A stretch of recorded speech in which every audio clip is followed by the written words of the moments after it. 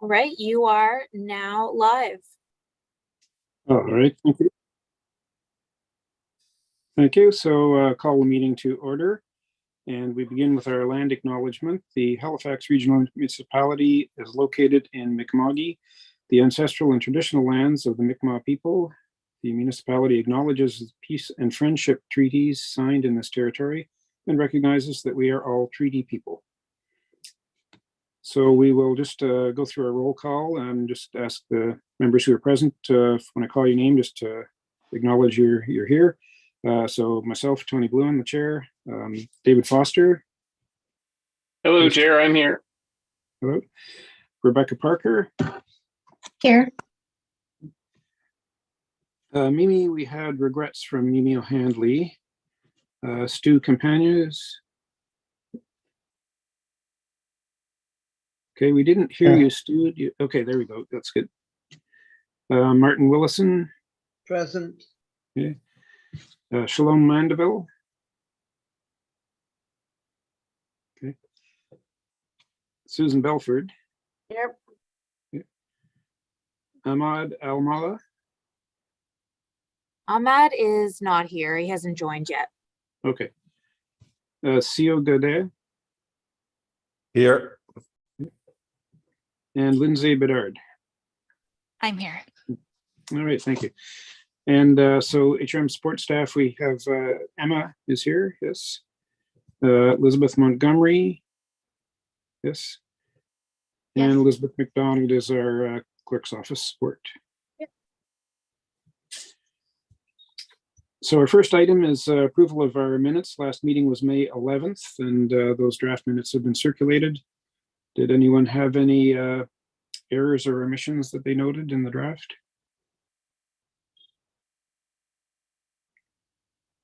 Okay, hearing none, I'll call for a motion to approve those minutes. I need a mover and a seconder, please. Yep, I'll move it. Okay.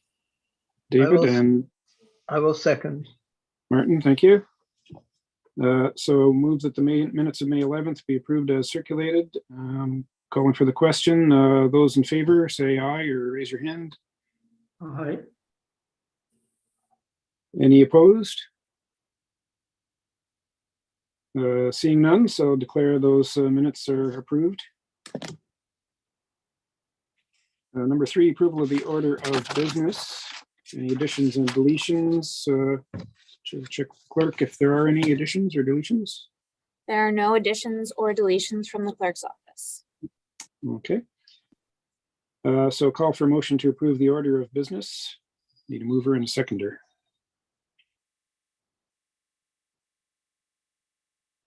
I move approval of the order of business. All right, Yep, thank you. I'll second. David, okay, thank you. Calling for the question, those in favor? Any opposed? Seeing none, okay, declare that motion is passed.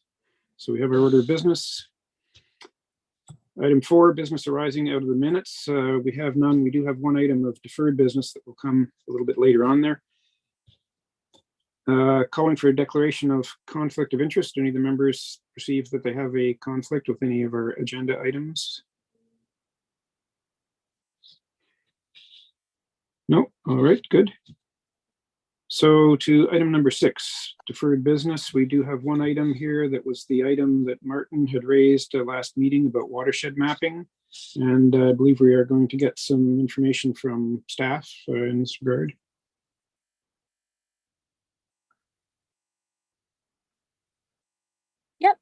And the other thing is Ahmed just joined the meeting. I'm just trying to promote him here. Okay. To make sure his sound and video is working.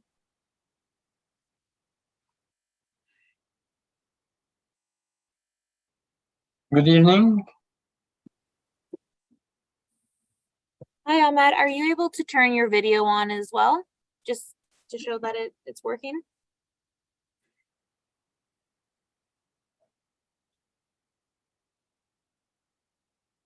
Let me just check the camera setting.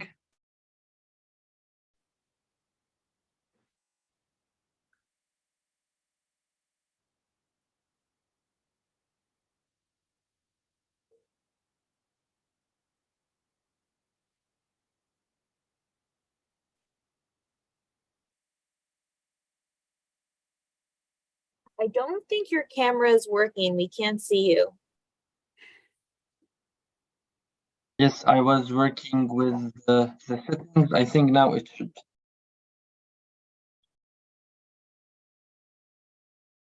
There we are. Oh, Yeah. perfect. Yeah. Okay, Ahmad, you've just joined us. We're just getting to item number 6, deferred business. We have the item that Martin Willison had raised last meeting about watershed mapping. And I believe we're going to get an update from Elizabeth Montgomery and Emma Watty. Yeah, I'm going to start with that. And Elizabeth McDonald might have something to add as well. So we did go both within our own internal GIS team and connected with the province on this matter. We were hoping to be able to meet in person with the province ahead of tonight's meeting, but unfortunately, due to various conflicts and scheduling, we weren't able to make that happen. But we do have a meeting set up to chat further with the province next week.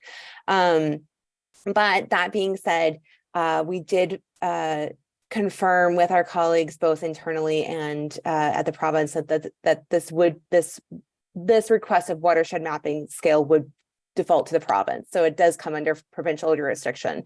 So unfortunately, it is an out of order for our RAB to be moving this forward to the Environment and Sustainability Standing Committee. That being said, and I might ask Elizabeth McDonald to share more about this, there is an opportunity if our RAB members wanted to write to the province, kind of explaining this need, that there is that opportunity. So I'm not sure, Elizabeth, if there's more that can be added to that. I don't have a whole lot more to add. Just I was in touch with the solicitor for the Environment Sustainability Standing Committee, just to run the motion by him and to let him know what happened at the last meeting. And he suggested that perhaps if this is something that falls within provincial jurisdiction, the board could pass a motion to write a letter to the province requesting updated mapping, or like something to that effect.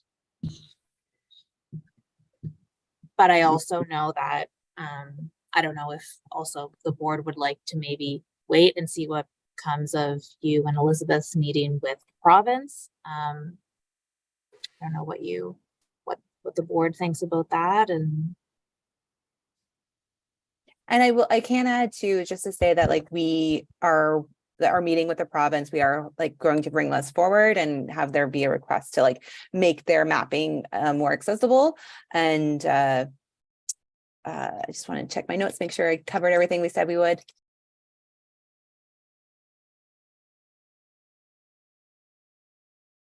Yeah, and just to have them be more accessible to the general public and responsive to editing.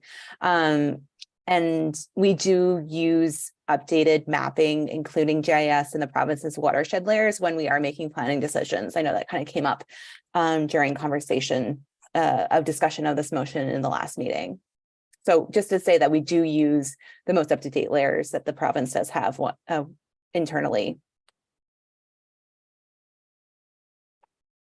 Okay, so just ask members if you have any comments, or do we want to proceed with the suggestion that we could make a motion to have the board write a letter to the province, or would we be better to defer that just until HRM has a chance to meet with the province next week and discuss it further and see what comes of that? I don't want this issue to be lost. Therefore, whatever process we adopt, I think should be one that ultimately leads to the production of better mapping. I recognize that this can't be achieved overnight. It's not something we can just snap our fingers and have it done. But at the same time, I feel that using maps that, at least at the public level, are 40 years out of date is inappropriate. Furthermore, at least within my community here, I live in Spryfield, there is a strong desire on the part of some people to have better mapping of the watershed within this region, of the watersheds, sorry, within this region. So there is a community desire for better mapping and for this better mapping to be public. I find it very difficult personally as a member of the Watersheds Advisory Board to be working under conditions in which I don't really know where many of the watershed boundaries are, and that issues are going to come up before this committee, which from my point of view would require or likely require a proper knowledge of where these boundaries are. I'm pleased to know that the municipality is using layers that are much better than those publicly available. And of course, this then raises the concern for me that, well, are the developers, in fact, do they have access to this better mapping, or are they working on the basis of old-fashioned maps or old maps, or do they simply not care, which may indeed be the case. Anyway, my bottom line on this would be, I don't want this issue to go away. I want us to continue to pursue it, and I understand that it's difficult. I have myself reached out to somebody who, an ex-student of mine who works for Esri, and have received a quite valuable reply with respect to what might be technically possible on this. And the reply indicates that it's not necessarily easy. It really depends on the nature of the data. And in this particular case, she didn't know what the data are like, and therefore couldn't provide me with a proper estimate of how much effort would be required to do this. But I do understand that it's not easy. I might just add in a point of clarification. The watershed mapping layers that I was speaking of, those are publicly available on the province's website, but they are ArcGIS layers. So I realize that I think there's a bit of a difference here in terms of what's publicly available versus what's publicly accessible. And so we are going to be speaking, like that is a point that we will be speaking with the province, our colleagues of the province about next week, in terms of not just having it be available, but that it's accessible as well.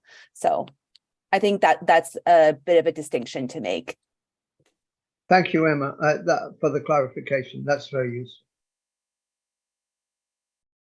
Okay, I see CO has your hand up.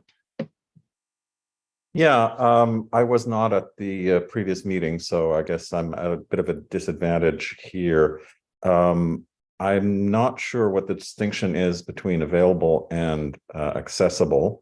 I'm a little bit shocked that the province would take the position that a watershed advisory board that is duly constituted and operates within the province would not have access to the best watershed data that we can have. I understand there will be a meeting this week where perhaps that will be clarified. If that is not clarified, then I think we do absolutely need to send a letter. It's, even under the very general idea of open data, it's our data, right? It's taxpayer funded data. So just to clarify, this is we're talking about layers that are on open data. You can access it through the province's GIS layers.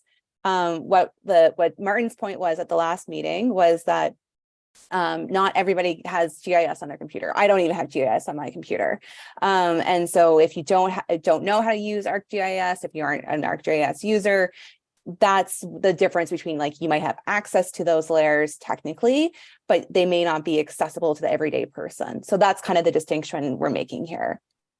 Okay, I understand. So what would a solution to something like that look like? Would it be to give Tony access to the layers that I don't know, right? Because I certainly don't have GIS, etc. So, or if there are particular questions that we want to investigate, then could city staff, generate the maps and provide them to us, that sort of thing. So again, watershed maps would fall to the province as they are like more of a provincial jurisdiction. We do have layers. Again, we have ArcGIS layers are of our own for LiDAR data that we flew a few years ago now. But I think Martin's point was more about having maps related to specific watersheds available to the everyday person. Just so as a those would be published on a point, website somewhere then. Something like yes, Yeah, CO, I would suggest that it would certainly be technically possible for the province to convert those layers, into some kind of a more accessible format, whether it's PDF or something else. You wouldn't be able to manipulate it, but at least you would be able to see the outline of whatever level of watershed they have it down to, whatever how fine they go with that. I'm not sure, watersheds and sub-watersheds and so on. Okay. But perhaps, Emma, when you meet with the province, that might be a question for them, is could they and would they be willing to convert the watershed outlines, the boundaries, into something that is more generally accessible? That sounds reasonable to me, and I would suggest waiting until that meeting has taken place and see the result of the meeting. And if we're not satisfied, then we write a letter. Okay. We have a few people. Shalom, I think you were next. Okay. I support writing a letter, but last time I only used my cell phone. I don't think I came across too well. But since then, Elizabeth McDonald has been training me. She put me, sent me a lot of test stuff. So anyway, I want to tell you that again, 15 years ago or something, or 20 years ago, through the support of Dr. Tony Blowen when he was in the environment group, I worked on those GIS mapping of HRM. And that was in the old county building on Dutch Village Road. I don't know where it is now. And they had watersheds, they had land uses, whatever it is. That's how we did our, predictive modeling of phosphorus. And I sent an email to staff, which was forwarded to, I sent one to staff with copy to Dr. Blowen, and it was forwarded to Professor Martin Willison because he specifically asked for that. So this was about 1990s and early 2000s. And if you remember, Tony, you even visited me when I was working, and I had a bench and everything of my own. So I would say HRM has got a lot of good watershed mapping, but now the director and the management has all changed. So I don't know what it is now. Okay, thank you. Susan? Yeah, is there one ask or two asks here? Is the ask to the province to develop a library of watersheds within HRM, or is the ask to developers for specific development? Is that the interest that the developers provide a public registry of their watershed in their development areas? Because there's one is like general library of everything, and there's one project specific watershed information. Just putting that out there. Okay. Martin, did you have a particular intention there in that regard? No, well, I did look at, first of all, to Shalom's point, I did look at the data in that very large repository, and there's a lot of very interesting information in there, but it doesn't contain all of the information that I feel is necessary. That is, I couldn't find, for example, maybe it was there, but I couldn't find a watershed map of the Long Lake McIntosh Run watershed that was that was any better than other things I could find online.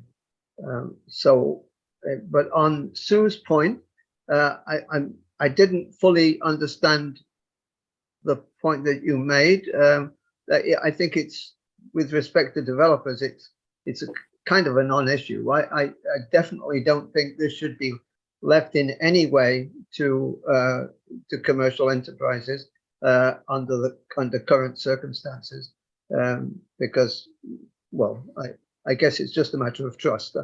I think it would be biased towards their interests. So I think this is absolutely something that should be available to the public from trusted sources and that is scientifically fully credible. Okay, and I think if there was a case where HRM referred perhaps a development to the board for advice, then we would certainly make use of whatever level of watershed mapping was available. And I think I take Martin's point that we wouldn't be looking for that from the developer. It would be coming through HRM, perhaps ultimately from the province. Let's see, Lindsay. Yes, thank you. Yeah, I just wanted to add that, yeah, I agree. I think I would be in support of writing a letter after the meeting occurs. Just wanted to add in terms of, accessibility, just making sure that the data would also be not just available on, computers, but also on smartphones, on iPads as well. I think that would be an important aspect of the accessibility. David dropped a link in the chat and I'll let him speak to it, but I can't find a similar quality of information available on my smartphone, for instance. So I think the transparency aspect is really important in terms of the data quality and the data collected and the frequency of data collection and accessibility on that on other platforms as well.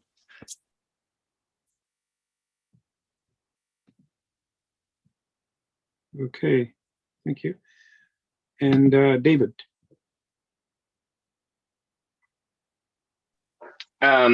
Okay, so Lindsay just brought up a point that I'm frantically trying to check on my phone really quickly, but so speaking to accessibility, I understand that not everybody is as comfortable with GIS, whether it's an application on your computer like Esri's ArcGIS Pro, or if it's something free like QGIS. There's a range of applications. But I did drop a link in the chat there to Nova Scotia's open data portal, where the 4 scales of watersheds, primary, secondary, tertiary, and subtertiary, are available to browse and to interactively work with on your computer. And I'm just looking at it on my phone really quickly. Excuse the rudeness, but you can browse it on your phone as well, and it does render fairly well on a smartphone. So this is probably the smallest screen you would ever look at it on, but you can access the layers. So I could, for example, look at just secondary watersheds, which for your area, Martin, there in Spryfield, shows the difference. I'm gonna pull it up on my computer, but I can see it here. So we can see, for example, the Shore Direct secondary watershed versus the Macintosh Run secondary watershed. And I know that there were some sort of artifacts that you were concerned about, Martin, in the older data set, some very specific little areas that weren't represented correctly in terms of which sub-watershed they were within. And I can't remember which specifically, because there were a couple of little coves or small water bodies that weren't represented correctly. But I would suggest that aside from producing maps that are not interactive, that this is actually what you may have been looking for, Martin, in terms of an accessible public representation of the best data available to the province. And aside from producing maps, which I'm sure some cartographer at the province could do, if there was a request for it and need, then I think that for the purposes of the watershed board, maybe we should be referring to this tool more often. So when there is a discussion, then maybe we can include a link to this as a resource. But I think that this actually fills many of the needs that we've been looking for. Oh. Okay, thank you for that, David. I think, like myself, perhaps some of the other members weren't aware that existed and could do what you've just described there. So perhaps I would recommend that we all take a look at that. So I think the consensus seemed to be that we would wait and hear from HRM what the results are of their meeting with the province next week, and determine then, whether the results seem to be acceptable and do they meet the needs that we have described. And we'll have a look at the facility there that David has just shown us. And if there is still a need for something further, then certainly we would be willing to undertake writing a letter on behalf of the board to the province. I would just I guess I'll poll the members at some point and ask whether do they want me to draft that letter or Martin, or how do we want to do that? Martin, yes, I see your hand up. Yes. So David, I had a quick look at that. I'd seen that before. That's not new to me, and it's wrong.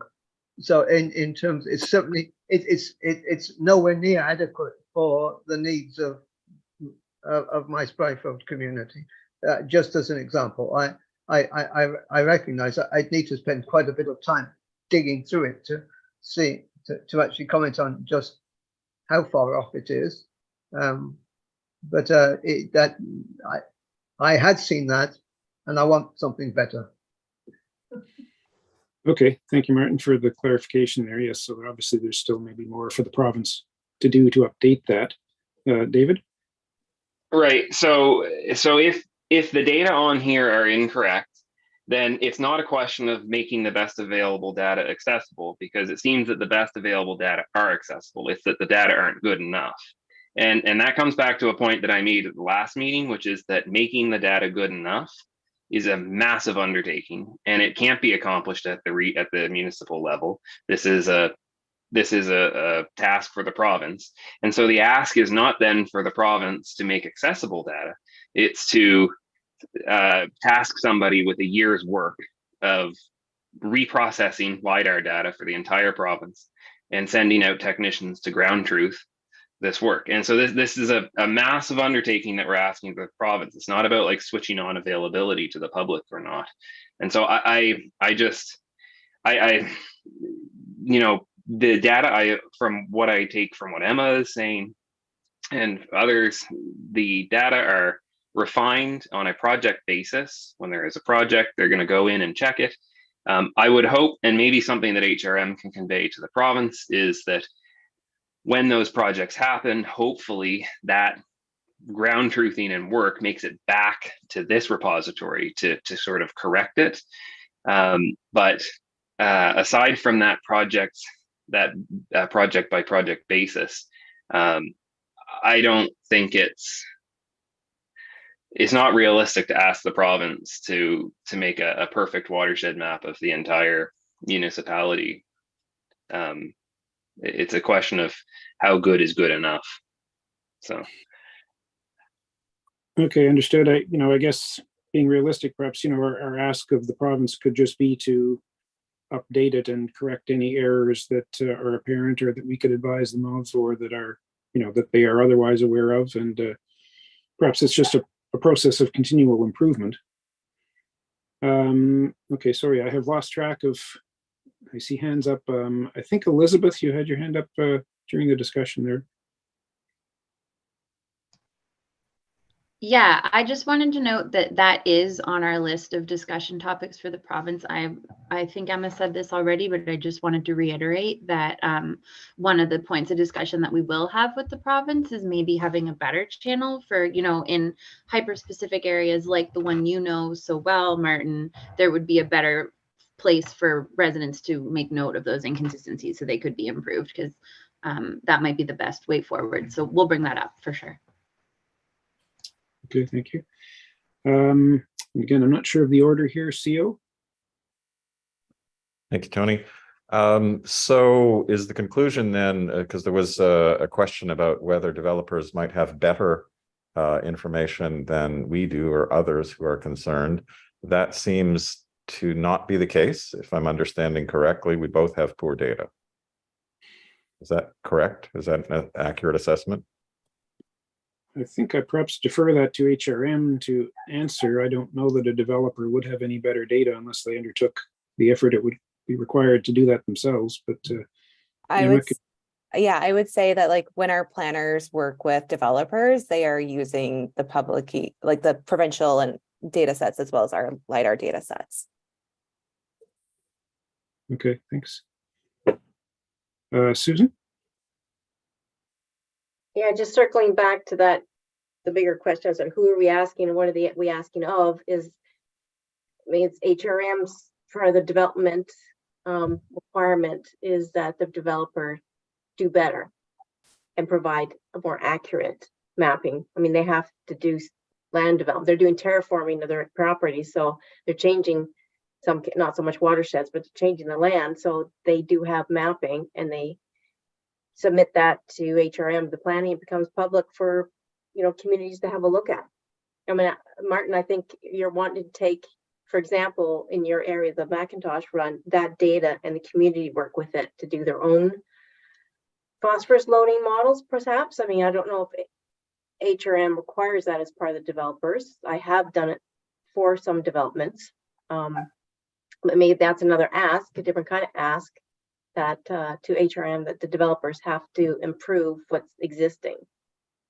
They've got the money, they've got the time, because they got the desire to develop their land, and they hire professionals to do that. I know there's might be a trust issue, but there could be another ask. And who are we asking? Is it the right people we're asking? Because to David's point, it is extremely expensive and it's a long-term project to have down to a very fine and agreeable, that is agreed upon, is what is sufficient. I suppose maybe we could ask HRM to consider whether they could make that, somewhat standard requirement under development approvals. Yeah, I think also that is an exercise that's undertaken by our HRM planning staff, not development. So these, like when a development is approved, like whether it's a large development, like if we're looking for an area of land that is not previously zoned for development or has been zoned as like a future potential development, HRM is undertaking watershed scale studies to determine what is like where development is appropriate, where development is not appropriate. And that is done based on like watershed boundaries, downstream effects, that sort of thing. If the board has an issue with that, the quality of that work, that might be a place where we could make a recommendation. But I think, and if the board has an issue with like the stringency of the requirements that HRM planning and HRM, development services are placing on developers, I think that is another place that we might be able to make recommendations like appropriately. But I think making directions, I think that would be the place to direct it. I'm not sure if that answered your question, but yeah, Emma, go ahead. Well, I was just going to add on to, thanks, Elizabeth, that I think there might be a role, or like there might be an opportunity, I guess, if there are specific planning questions for us to bring in staff, our colleagues of ours from planning departments, whether that's current planning or whichever regional planning, that we could direct those to make sure that they're aware of that need moving forward as well. So we can kind of take that away and kind of, depending on where this motion goes, like come back to you as well. Yeah, because I think to that point, and to your point, Martin, I do think, and this is kind of my opinion, that maybe what you're really looking for is not necessarily going to be solved by better mapping. I think like there's other ways that we can, reach your goals and have like, developments that might meet more of what you're asking for. But I don't know that it's the quality of mapping necessarily that is the holdup there. Okay, Martin, you had your hand up again. Yes. So first of all, I'm very grateful to the municipal staff who contacted the province. I think what you're doing is great, and I'd like you to continue with the discussions so that we know where we get to on this. With respect to David's point about quality of mapping, one of the things that just is mind-boggling for me is that we've got mapping which makes it possible for somebody to get in a car and ask the car to drive along roads that are so perfectly mapped that you don't even have to have a person driving the car. And yet water, which is the stuff of life and that flows across the earth, we have no clue what you're saying, is we don't really know where it flows from point A to get out into the ocean. That rain can fall on certain parts of the earth, and our current mapping tells us that it goes down River A, but it actually goes down River B. Frankly, it's nuts. I mean, I don't want to be quite so plain about this, but we've got all our priorities so badly wrong. So we really should be better placing higher priority on understanding our natural environment, and mapping is a large part of this. So that's the frustration that I'm coming from, is that we have a society which is so heavily biased towards interests like roads that we've forgotten about the things that are more important, which is things like water and land.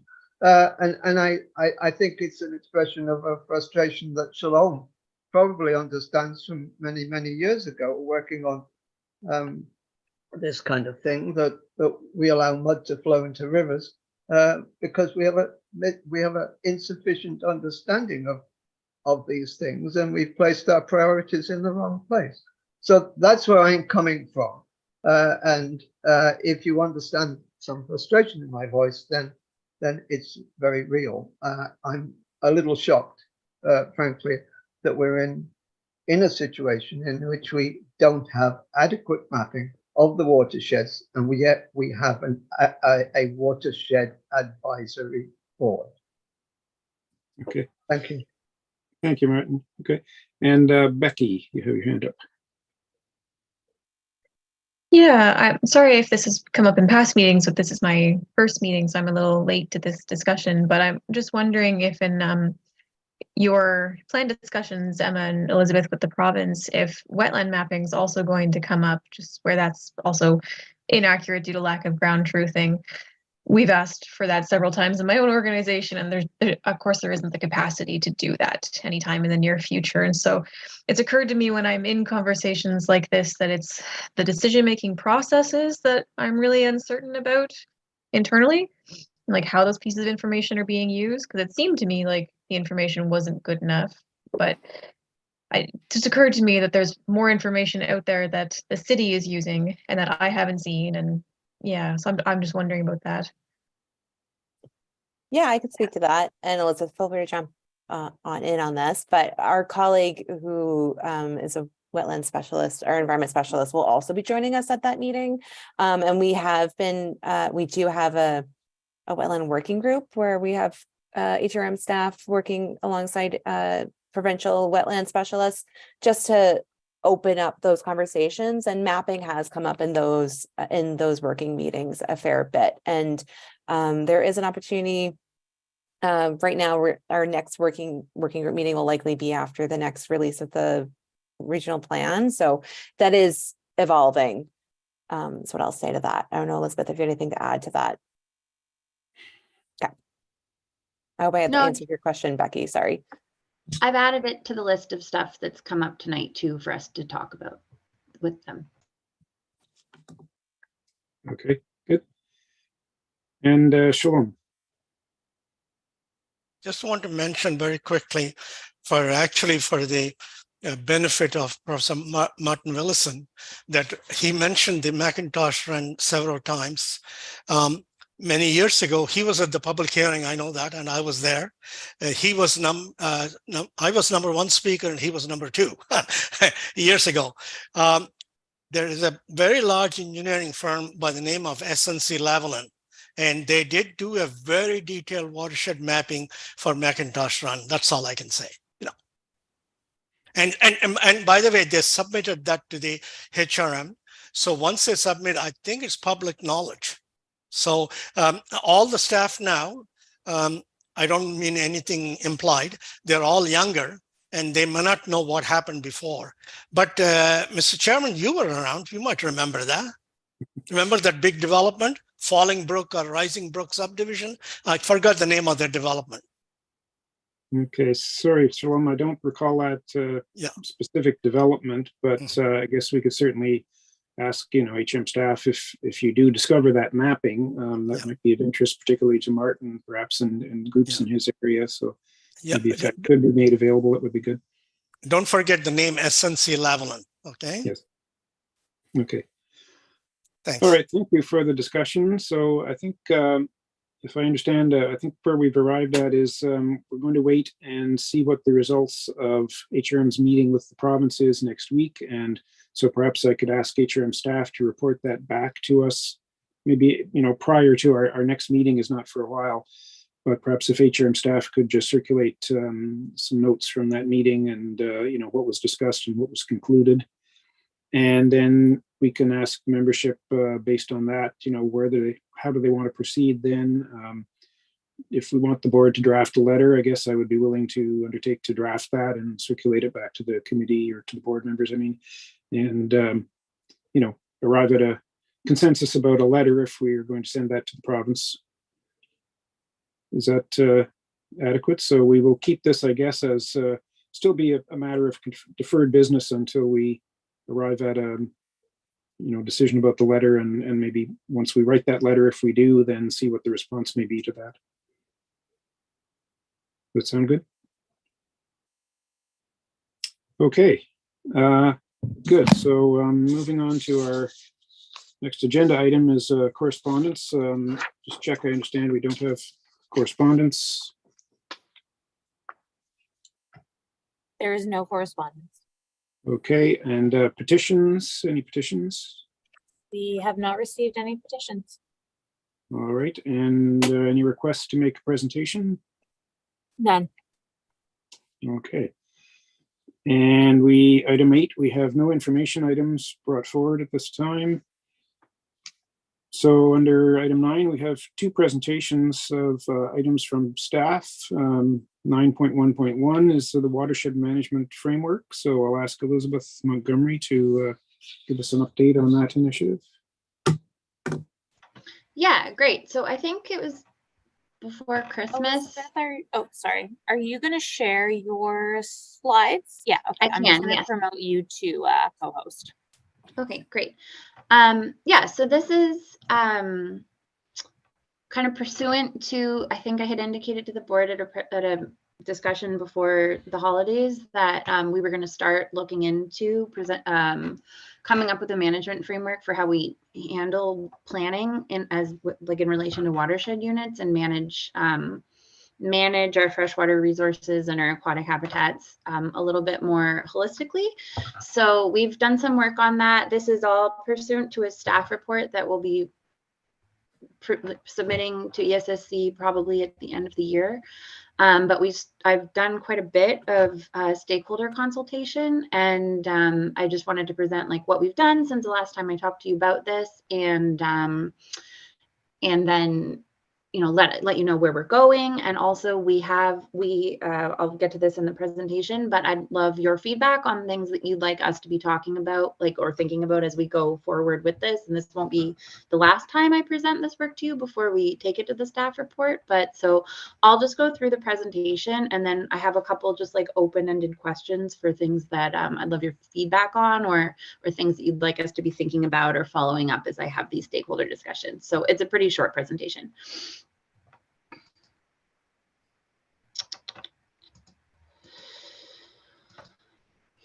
Okay, can everyone see my screen? Yes. Okay, great. So this is it. This is Watershed Management Framework Update. So since we last presented, I've been working with the regional plan team to coordinate our policies and see how, if we were to come up with a framework that we could work from to do better watershed management, and what that might look like, where it would fit in with our existing policies. Like I said, we did quite a lot of stakeholder consultation, both internally at HRM and also externally. And that's still happening. But one thing that we heard internally was that it would be better if this could work within the existing policies that we have, for example, within the regional plan, rather than creating a completely separate priority plan, because the planners find that having many priority plans makes it harder to balance. And I agree. I mean, I think that this, if we do a good job with this, it will just be integrated into the way that we do our planning and development. And development approvals and work on our own HRM properties and infrastructure. So we've been working quite closely with the regional plan team on this, and they're expecting to release their draft phase 4 of their regional plan update, I believe within the next month or so. I don't have a date on that, so don't hold me to that or them to that, but we are expecting that a draft to be made public within the next month for folks to comment on. So I can't comment on the content of that yet, but you should see that when it's up for public comment.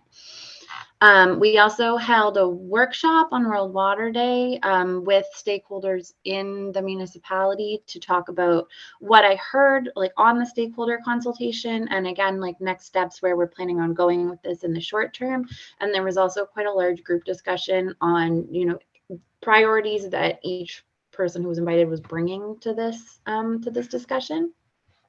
And so just as a really broad overview, this is what we heard from both internal and external stakeholders who are looking for more engaged, more holistic, more forward-thinking planning and strategizing about how we manage the natural assets we have using watersheds as a planning unit. So both internally and externally, environmental stewardship was stated as a high priority from everybody that we talked to. It was also made clear that we need shared language as well as shared goals, so that when people are talking about things, you know, maybe it's a volunteer group versus a trail association versus a more established NGO versus the government, everybody needs to be on the same page about what terms mean, how we're using them, and what our goals are from this work. Also that this is possible. We're certainly not the first place in the world to undertake this. And so in a way that's good, we can build off the shoulders of the people who have done this before us. So we're spending a lot of time researching what's been done elsewhere and thinking about how we might apply that here in HRM. I think this is a little bit to your point too, Martin, that in general, we need better mechanisms for sharing data. You know, there's lots of individual groups, like small volunteer-run organizations who have great data, and we might have access to that, but it might not be used in the best way possible. So we need to figure out a way in the municipality, you know, as a government, on how to use that data that's being collected by residents and use it in our planning decisions, because it's there, and we could definitely be doing a better job in that. And also groups who are doing work in this space already need logistical and financial support. And so again, this is what I heard from stakeholders as we were going through this process. So this is kind of what we're like, where we're starting from. And then our next steps in the short-term future is we have set up a collaborative working group with the municipal and provincial staff. And so the goal of this is we've identified some really obvious sticking points, or points of like not conflict, but points of where there's a lack of coordination between the work that the province is doing and the work that the municipality is doing, where we're either duplicating work or working, or, you know, there's a gap where there shouldn't be. So we've started a working group. The first meeting is next week, to talk about how we can start to close those gaps and coordinate our policies and work together instead of against each other. And again, when I say against each other, I don't mean that that's happening actively. I just think that we could have, it seems that we could have better communication, better collaboration that would, you know, coordinate what we're doing a little bit better.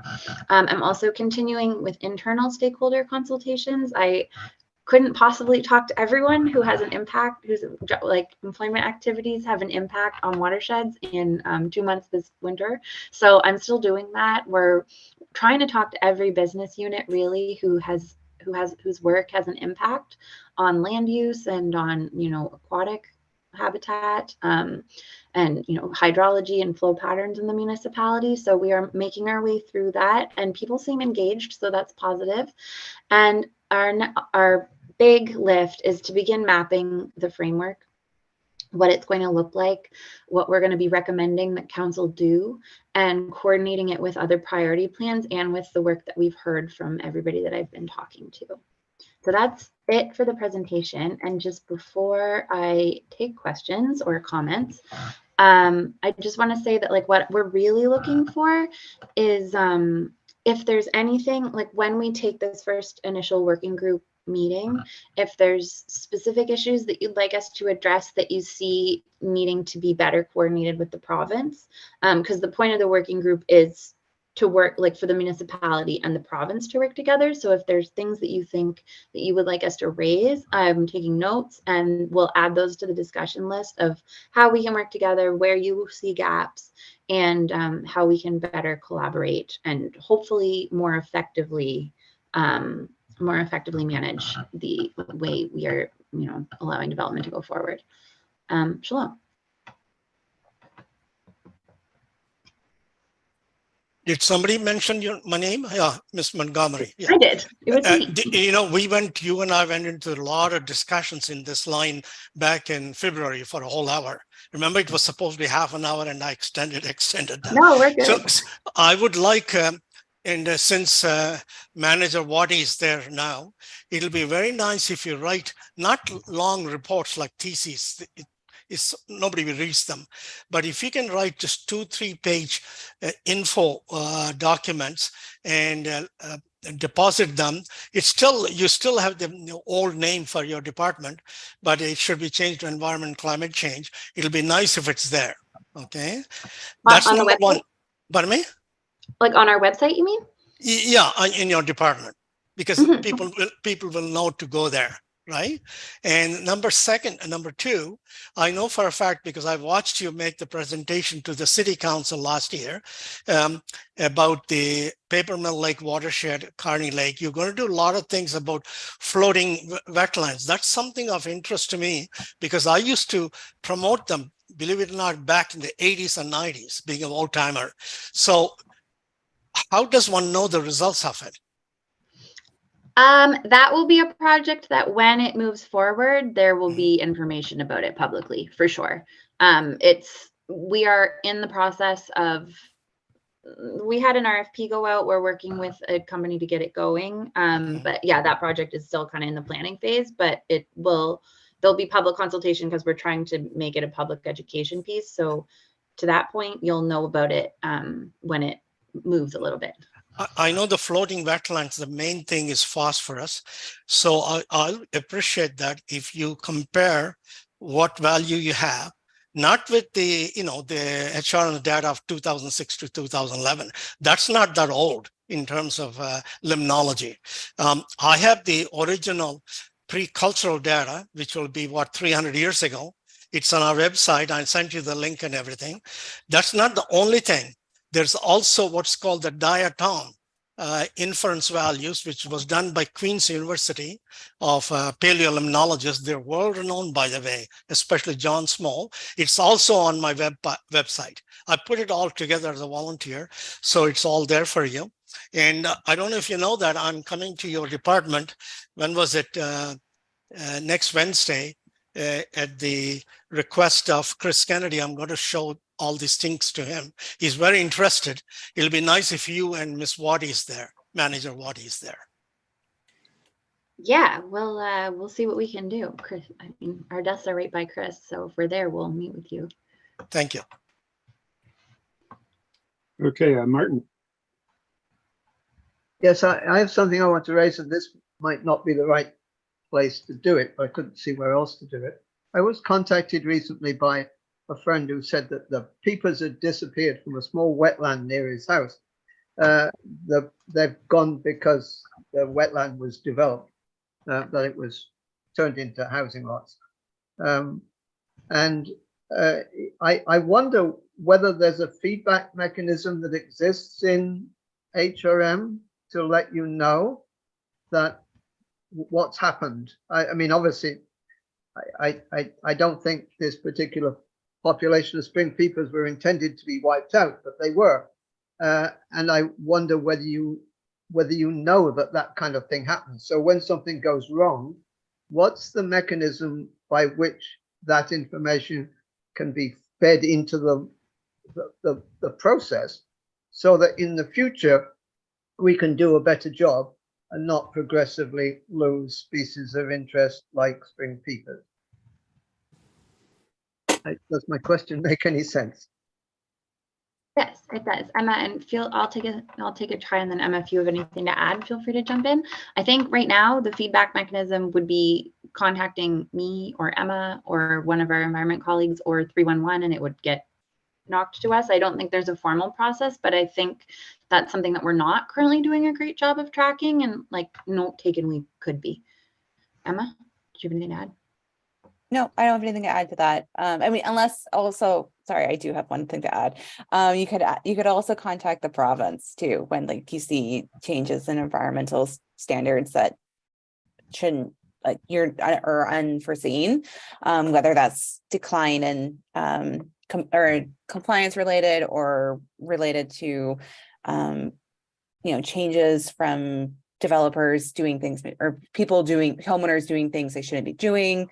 Those are reports you can make to the province as well. Okay, thank you. It's a very simple case, actually. And the point about this kind of indicator is that it's very simple for people to monitor. Like it's not, you don't need fancy equipment, you just need ears. I've barely got them anymore, but and then you know that something's lost. And in this particular case, it's a little wetland, and it was eliminated, and the frogs are completely gone. And it's not a decline; it's from many to zero. So I do think that we should be encouraging people.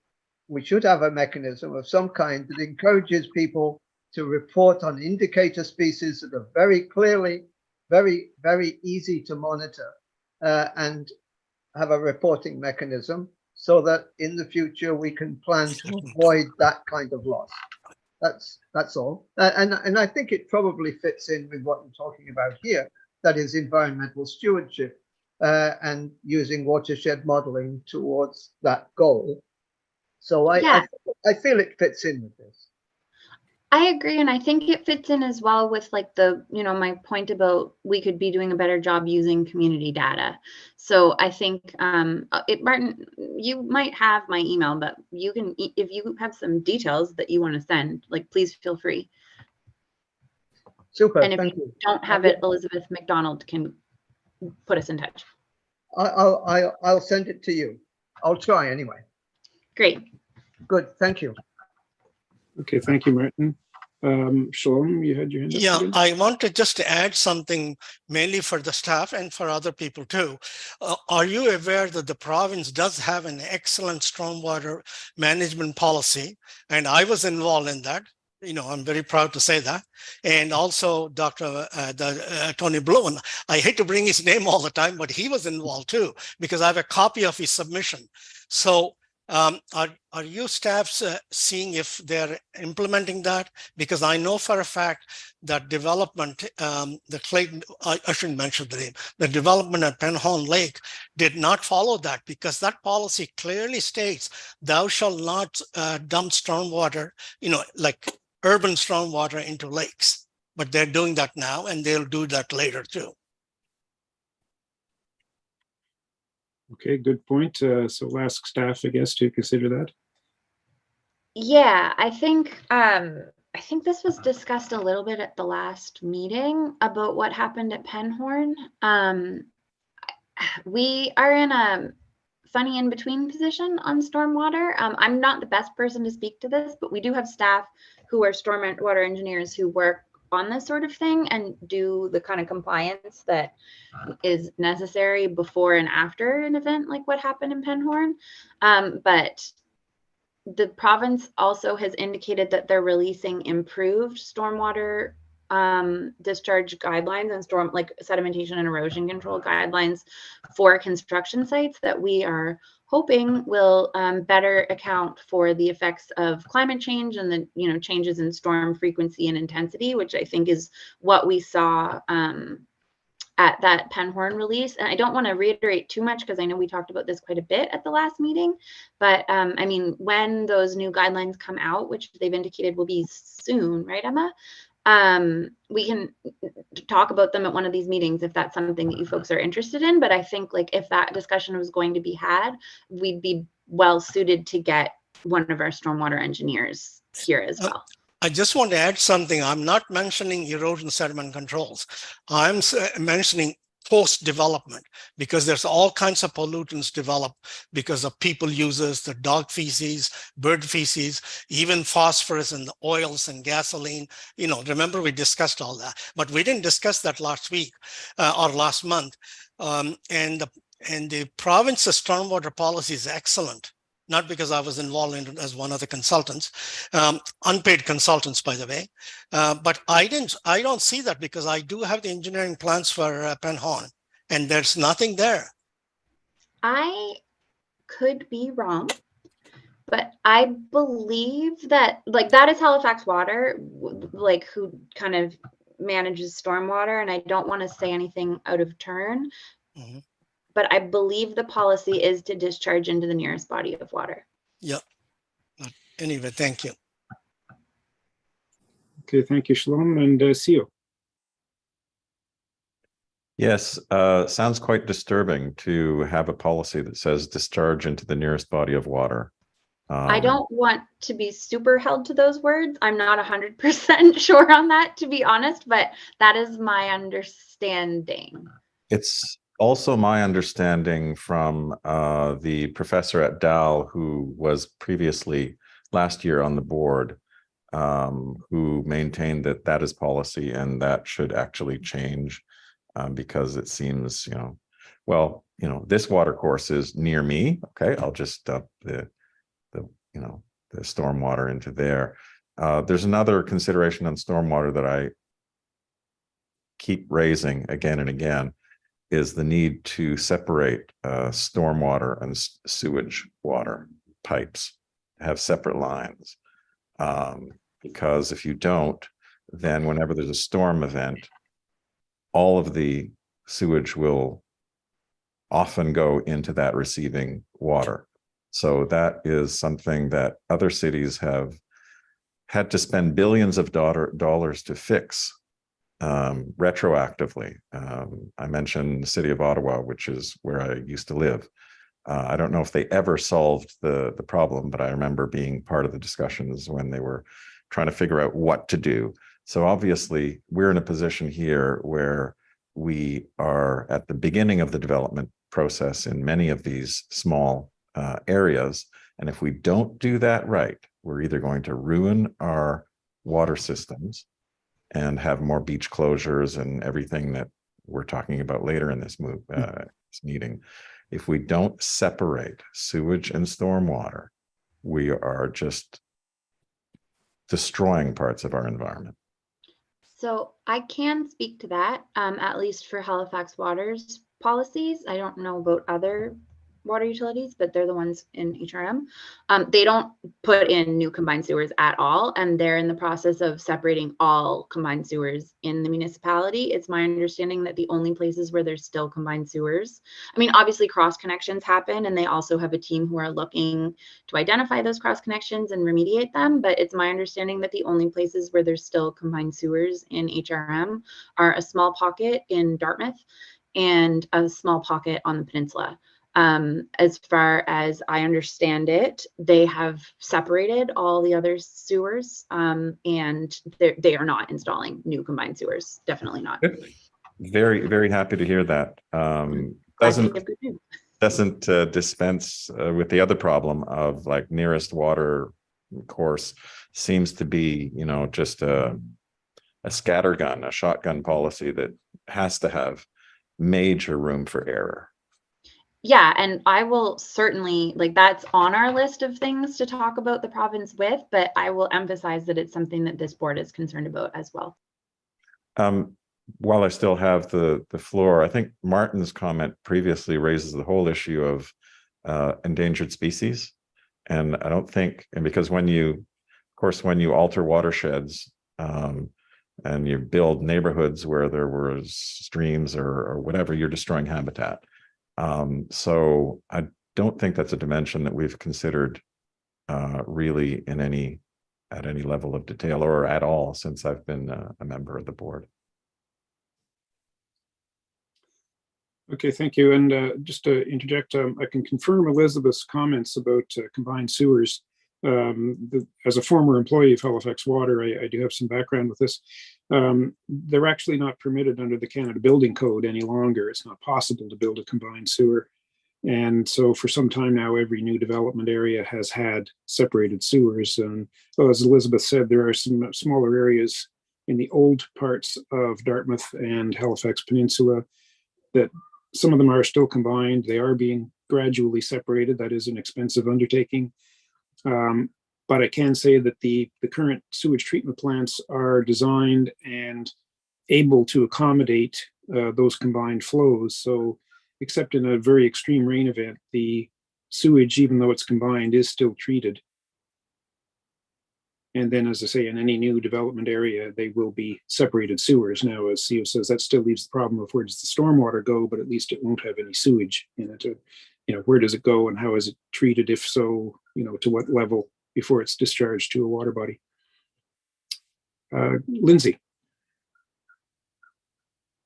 I apologize if I missed this when you were presenting, but quite some time ago, someone had addressed the board from the HRM and asked basically for us to keep in our minds and maybe give some thought to any research about increasing the minimum setback distances for development. And so this might be a good opportunity to revisit that conversation as well, increasing those, because obviously if it's a larger buffer, there's less opportunities for surface runoff to enter water bodies as well. Okay. CEO, I still see your hand up. Did you have anything further? I can, sorry. Yes, Elizabeth, go ahead, please. I can address Lindsay's point. I'm not sure what we can comment on right now, but I would suggest that you read the environment chapter of the regional plan update when it is made public. Thank you, Elizabeth. Okay, so I think that brings us to the end of the discussion. I will note that, the new provincial stormwater guidelines was noted they are coming out. And so I'll ask HRM, perhaps when you're aware of those being available, if you could let the board members know, we'd almost certainly like to have a look at those. Okay, thank you. So moving on to 912 beach season protocols. We have a presentation on this. Yes, so this is me again. I believe the protocols were circulated before the meeting. Sorry, it was last minute. They were, yes. Yeah, I'm sorry that it only went out this morning. That is my fault. So I just wanted to, we did this last year. They haven't changed substantially or really much at all from last year, but I just wanted to have an opportunity for board members to see how we're doing our beach monitoring again this year, give you an updated beach list. It's a little different than last year. And if there's any comments or thoughts, happy to hear them. We, again, will be monitoring supervised beaches starting on July 1st. So, and that'll go for the month of July and the month of August. Sampling, we're going to start water sampling about a week before that, just so we know that we're good to open on the 1st. And once again, we will be monitoring for bacteria at all 19 supervised beaches and 2 unsupervised beaches this year. And we will be doing visual monitoring for blue-green algae. And when we suspect that we see blue-green algae, we will be initiating a lab procedure as well.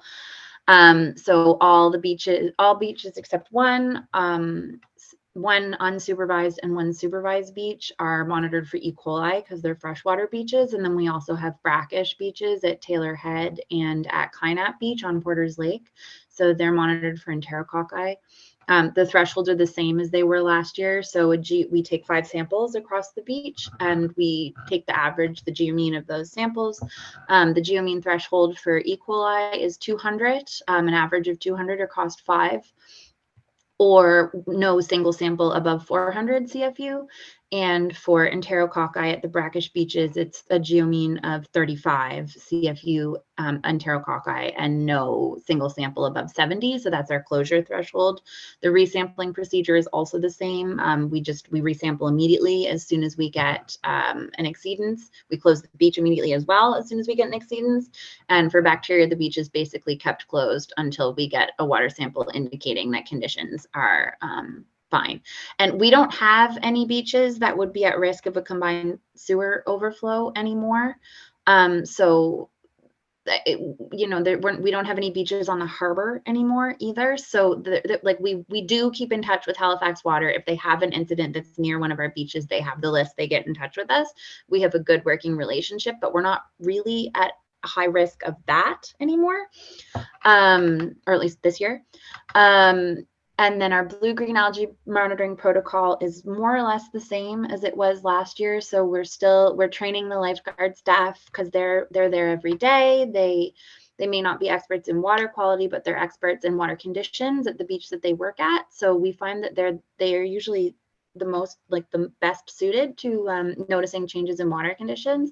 And we find that they're very proactive in reporting things that look strange, which is great. So we get a report from them. If we can't rule it out immediately, we check it out. And if we can't rule out that it is not blue-green algae, we take a sample, send it to a lab for species level ID. If they can't rule out that there's, like, if they identify anything there that could be potentially toxin producing, we wait for the bloom to dissipate, and then we wait another 7 days to make sure, we have to take a very conservative approach based on lab availability, basically.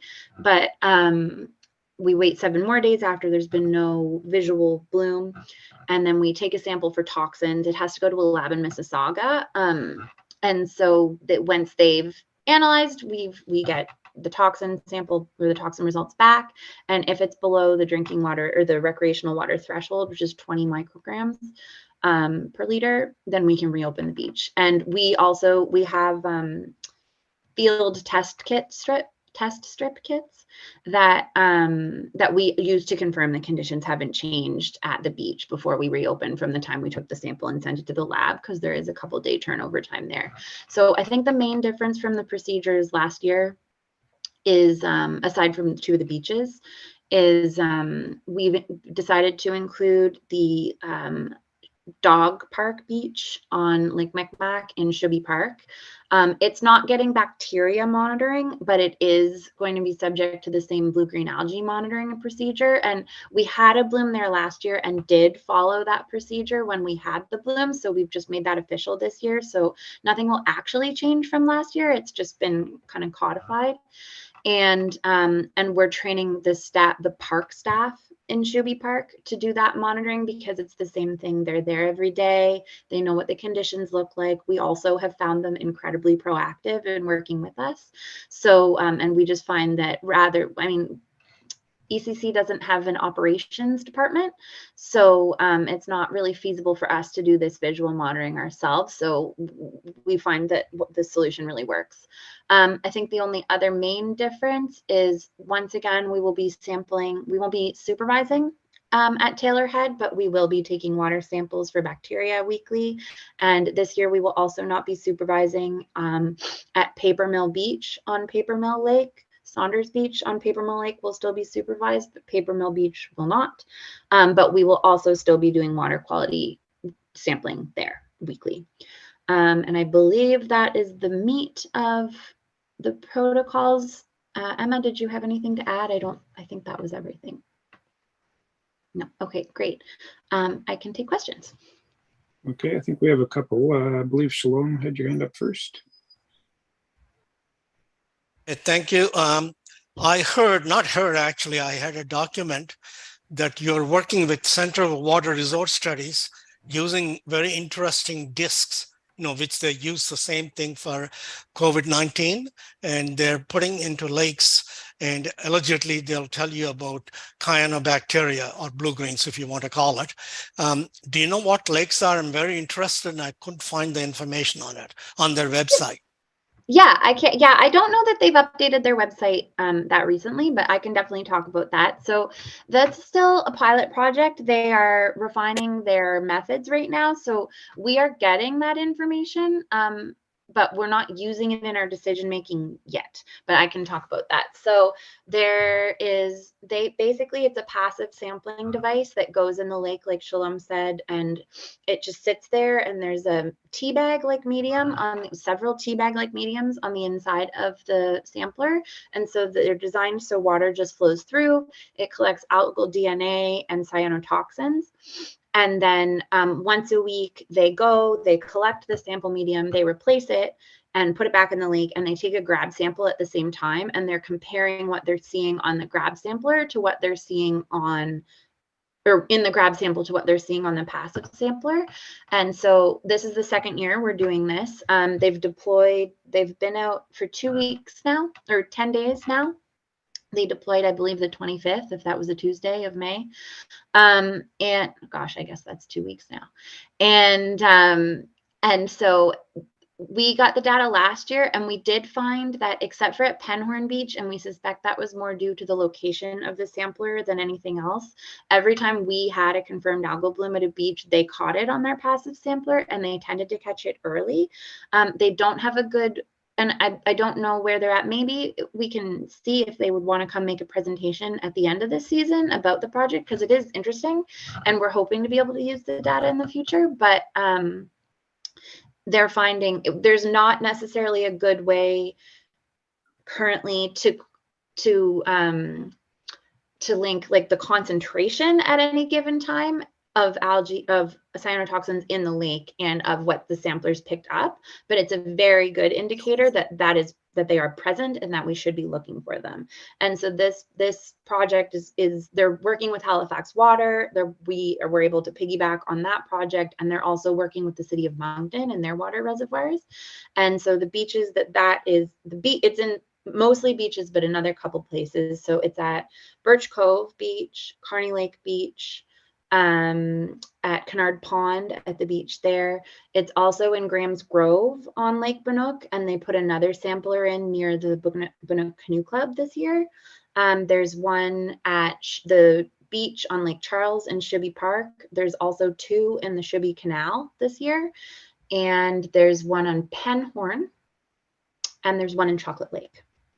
And I believe that's all of them. And so those will be weekly sampling, and they go longer than our beach season with that. So they went last year into October, and they basically stopped when they stopped seeing algae. So I know they're doing it in partnership with you guys.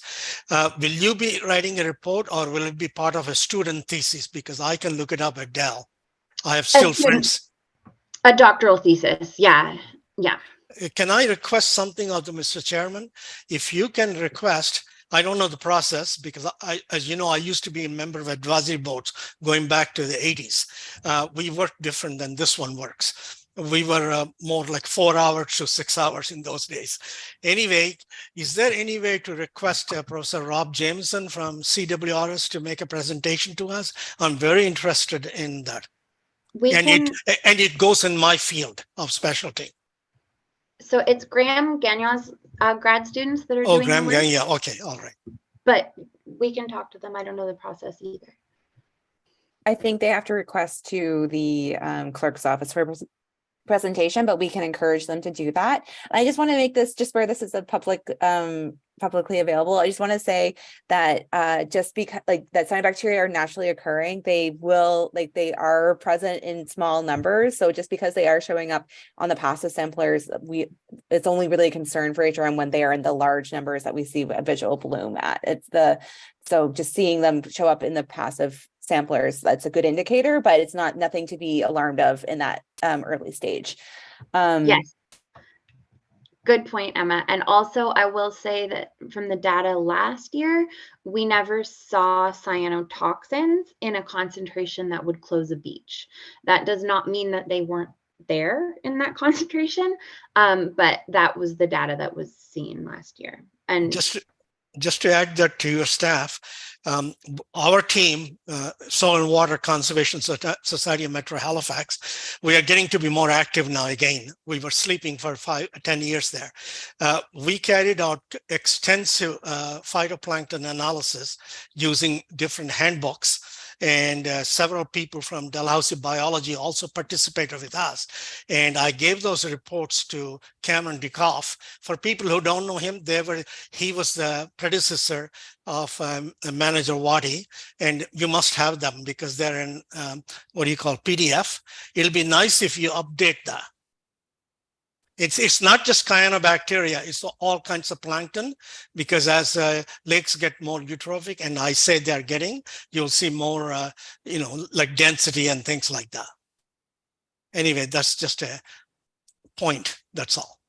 And I will send a letter to the municipal clerk, requesting that they request CWRS to come and make a presentation. Thanks. Yeah. I was just going to say, Shalom, I can contact you or send you an email after this meeting about reaching out to them to present, because it would be, Emma was right, it would be through the clerk's office that we would request. Did you say you'll contact me? I didn't get you. Yeah, I'll send you an email Okay, about that. So we can reach out to them and request that they present for the board. okay, thank you. Okay, good, thanks. Becky. Yeah, I'm just wondering how data from community groups is integrated into the program, where I know groups like one of our groups in our network has been monitoring E. coli at the dog beach at Shuby for a few years now. And apart from sharing with like the Atlantic Water Network, we don't really have a lot of communication with the city or anyone else. It just kind of goes into the void. So yeah, is there anything on that front that's in the works now, or? So it's not, oh, go ahead, Elizabeth. Well, I was gonna say it's not for our beaches, but we do have Lake Watchers, which is our lake monitoring program, and which is like intended to be a community collaborative program working with different community organizations around HRM to sample lakes across the municipality. So the goal of that program is to sample 76 lakes every year. We just had our spring sampling in April, and we'll be planning to sample again in August. So we are looking to get more volunteers for those 76 lakes for the August sampling. And if your organization or you're interested in that, we can definitely put you in touch with our colleague Chris, who coordinates that program now. I used to, but now that's Chris Kennedy. Yeah, and I think just to follow up on that, because running like a recreational beach program has like specific recommendations that we have, or not recommendations, like guidelines that we have to comply with Health Canada. We don't use community data for that. Like we limit it to the beaches we supervise, and we have to do that sampling. But to Emma's point, I think that community data has uses that we could talk about. What group are you with? Nature Nova Scotia. Okay, great. We should talk about this separately. I don't know that the beach program is the place for it, but I think we should probably talk about this. Is there a process for when like lake monitoring, which is a bit more casual, where that might prompt monitoring within the beach program because of unusual finding or? Oh, maybe. I think that like if we start to see degrading water quality over time in a beach, we would have a discussion about whether or not it was appropriate to continue operating a beach there. Like, for example, we used to operate a supervised beach on First Lake at Kinsman Beach, and we don't anymore because it was just never passing its bacteria the thresholds. I think that like that's part of a larger discussion. I don't know that one high threshold sampling event through Lake Watchers would necessarily cause a beach closure, but it might cause further investigation. Gotcha. Okay. Yeah, I was just wondering about that, where we knew that the dog beach was unusually high in a lot of things for a long time. And yeah, it's nice to see that it's becoming a new site. So what I was wondering about is like, how do I get someone to look at this if I suspect something is funny? You can always contact our office, but we only sample at our supervised beaches. That is the kind of the our boundaries. Technically, lake monitoring should fall under the province. If you are if you are concerned about something you see at a province, that's when you contact the Bedford ICE. Sorry, it's been a long day. Compliance office, to inspection, compliance, and enforcement office. There we go. To report that, and if they have capacity, they may or may not go and send an inspector to go see it, depending on what the cause is. Then. Yeah, and I can't believe I didn't think of this sooner. Sorry, we've been doing wildfire response as well. It's been a long day. We also are running our Canines for Clean Water program is like specifically encouraged to help folks remember to clean up after their dogs when they're in public. And the E. coli concentrations in Lake Banook and Lake Micmac are what prompted the beginning of that project. So that might be a good place for us to be able to use your data, and we can talk more about that.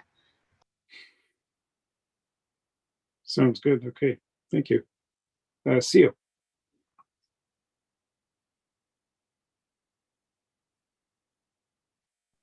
Seal, I believe you're muted. We can't hear you. Sorry, pressed the wrong button, or Okay. one of two that should have been pressed. Yeah, so I'd like to congratulate staff generally. I have to leave after this comment.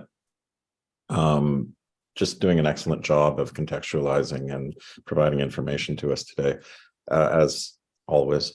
I think that the water monitoring program, obviously you're on top of it and doing things that I don't understand because they're, you know, beyond my technical abilities in chemistry and biology and whatnot. What I am very concerned about is the characterization of these phenomena, the blue-green algae and connected phenomena, as naturally occurring.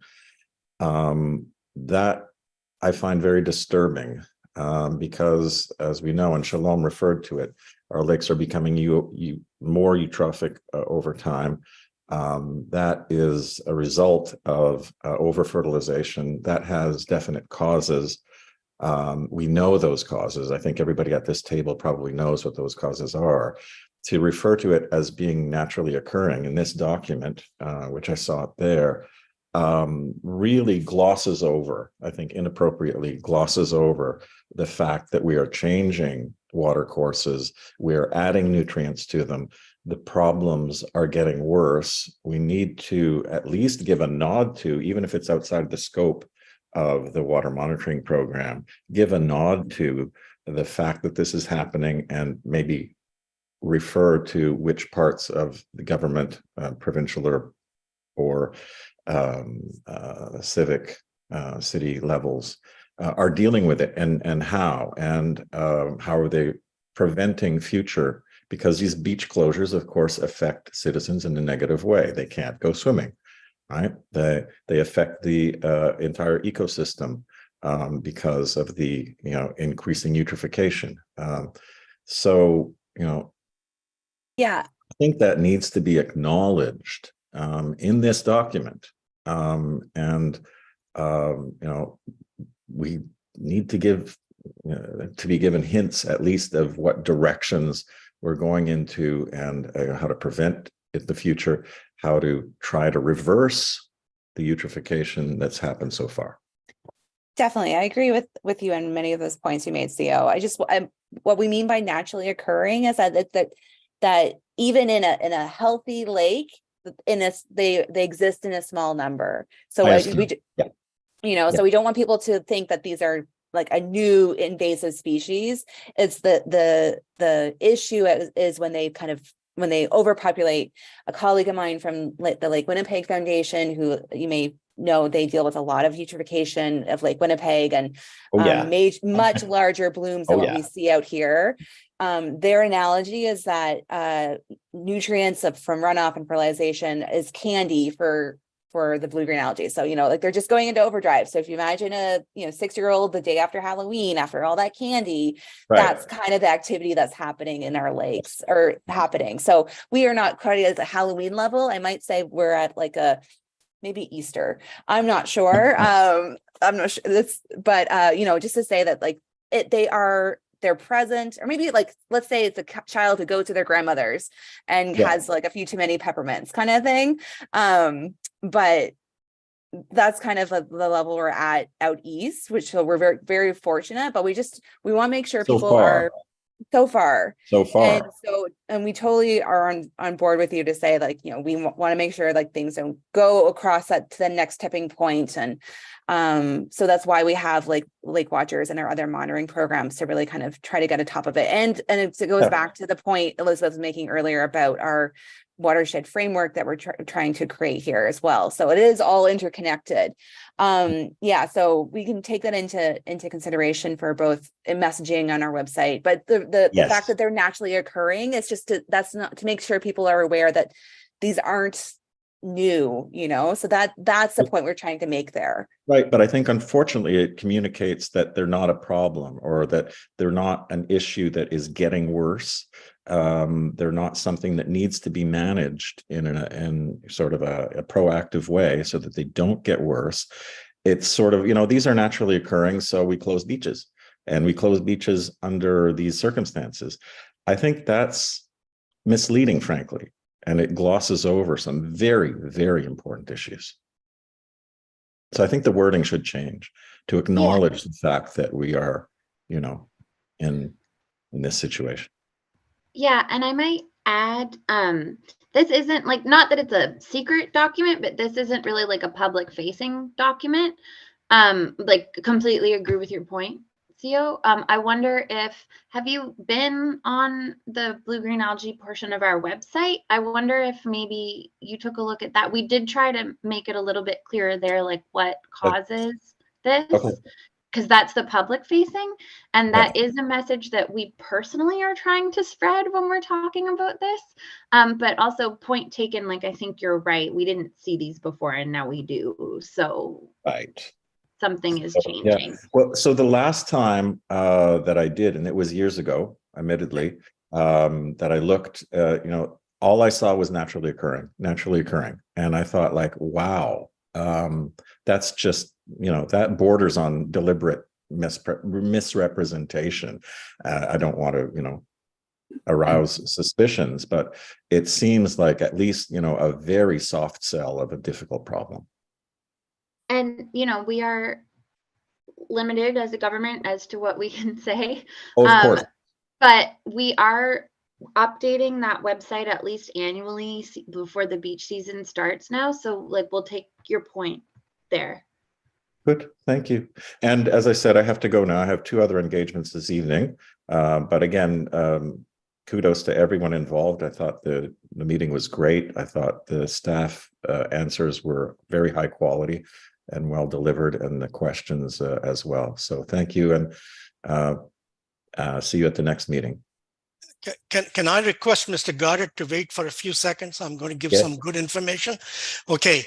I know people are not using it, and I mentioned that to Ms. Montgomery back in February. We have a very nice policy, federal policy, CCME, on phosphorus. It clearly shows how to establish acceptable levels compared to modeled pre-cultural values. That's one thing. And then there was OECD research, 18 years or 20 years research, and it's all on our website. I got over 100 web pages, by the way. I got a lot of details on it, and which shows what standards should be followed. Every one of those research who did that were postdoctoral, and they're all government people. And I gave a whole bunch of documents because I thought I was going to be admitted to a senior citizen home. So I gave a lot of those things to Cameron, who was a previous staff member, and I'm sure Ms. Waddy will have them. There's a huge amount of documents I gave. So we do have standards, but unfortunately, and I'm not criticizing staff, don't get me wrong. It's just that we do have standards, but not following them. And that's what I've been complaining. If you remember, Dr. Blowen, I used to complain to even the Halifax HRM manager, where he and his boss, John Shepard, were there. So some of us are having concern for over 40 years now. So it's not like 2-3 years, it's more than 40 years. That's how I got involved, because I do have a background in formal background in applied limnology. So there are many other people like Dr. Caracas and Professor Ogden. I'm sure Professor Willison remembers Ogden. Ogden was one of the founders of a group. So we were all concerned. It's just that we got to be older, 80 years plus older, so we got a little bit lazy. Yes. So, I mean, it just reinforces the point that everybody in this field knows this, right? And everybody working in this area knows this. So I think it needs to be better characterized. And thank you for that comment. That was very worth waiting for. Thank you, and good night, everybody. Thank you. Thank you, Sia. I was just going to offer a brief comment. I think there's a good analogy here between the cyanobacteria and climate change.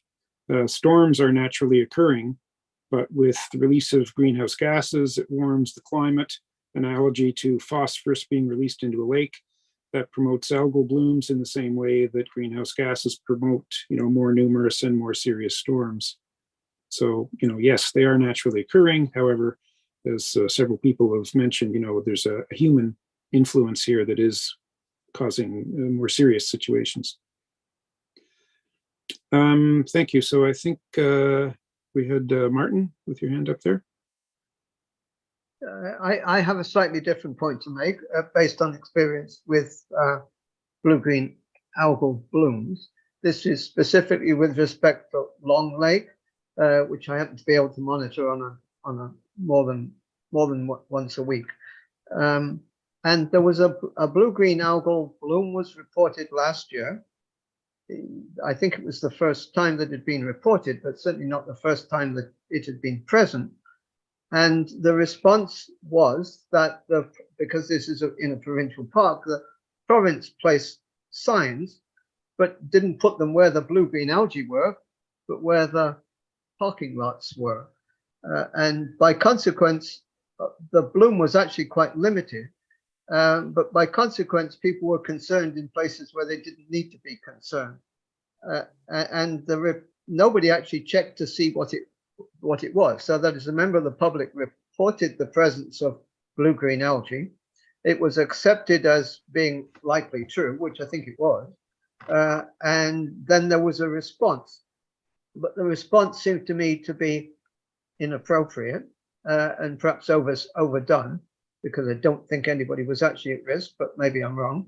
And then the signs were put up. I had to take the signs down when it was over, because the signs were still saying that there was a risk of blue-green algae in November. And of course, by then it's gone away. And incidentally, that same bloom is now back already. It's the earliest I've ever seen it, end of May. Although I haven't checked it, I should take a sample and look at it under a microscope to make sure but it's the same thing as last year anyway. So whatever was accepted last year as being a blue-green algal bloom is back again already this year.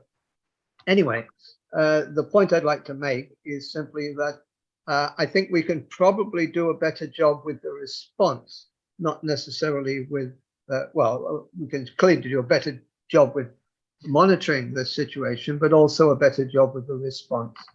And I don't blame anybody for this at all. I completely understand that this is it's a tough thing to deal with. It's been dumped on us now. It is getting worse, as we've discussed. It's going to get worse in the future. As I said to the board of the Long Lake Park Association, it's going to come back every year. So therefore, we as a group should probably be monitoring this, making sure that we collect the information correctly and feed it into you. And then you'll probably tell the province what to do. Yeah, if you are doing that monitoring, please share it with us.